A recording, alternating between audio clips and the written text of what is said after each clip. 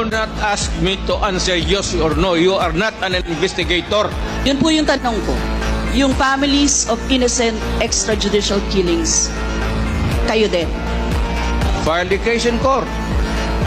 Mr. Walang Chair. problema. Nandiyan ang korte. Yes, Mr. Chair. Second question ko.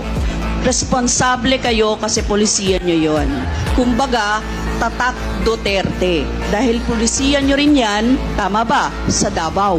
Nung nasa Davao pa kayo. Tama ba na tawagin po itong Davao model or Davao style? Mr. Chair? I cannot control the semantics. Mr. Chair, yes or no? Davao style. Do not ask me to answer yes or no. You are not an investigator.